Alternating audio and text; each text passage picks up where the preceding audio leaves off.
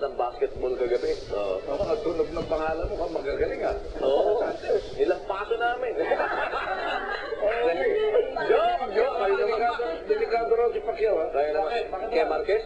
Oo, dahil hanggang ngayon na 138 pa rin ang timbang at kain pa rin ang kain. Wow.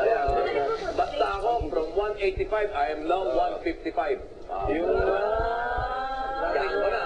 Ang tatalo kay Pacquiao ang sarili niya. Eh, yun ang problema. Pag if you let yourself go, ay medyo mabigat-bigat yan. Alright, bago ang lahat, babalik tayo ha. Mamaya, kausapin niyo muna yung tatlo. At magbibihis muna ako. At habang nagbibihis ako, panoorin muna natin ang ating Biblically Speaking with Brother Eli Soriano.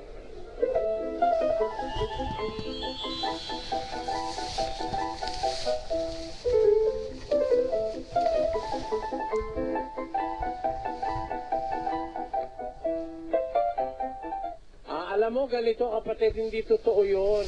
Alam mo, hindi totoo na dalawa lang ang anak at pareho pang lalaki. Maraming anak si Eva at si Adan.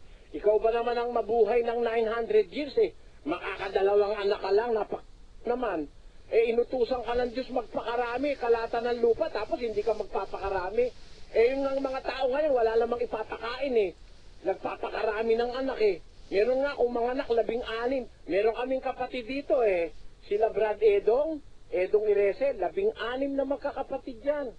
Eh, wala namang masyadong maraming pera yung mga tao ngayon eh, nakakapag-anak 16. Eh, tapos si Eva at si Adan, sila may-ari ng buong mundo, wala pa naman silang kaagaw nun.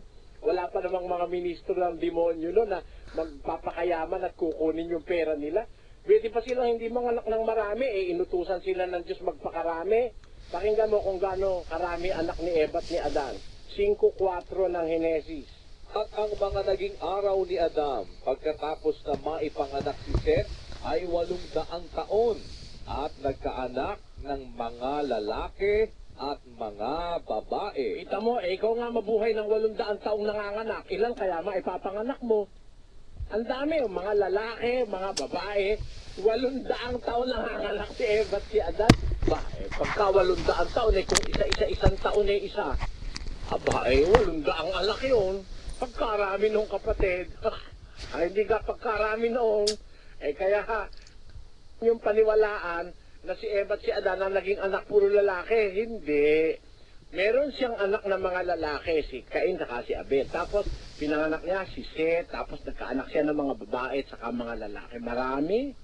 Tagal-tagal nilang nanganganak. Kaya mula ngayon, huwag ka maniniwala na dalawa lang ang anak ni Eva at ni Adan.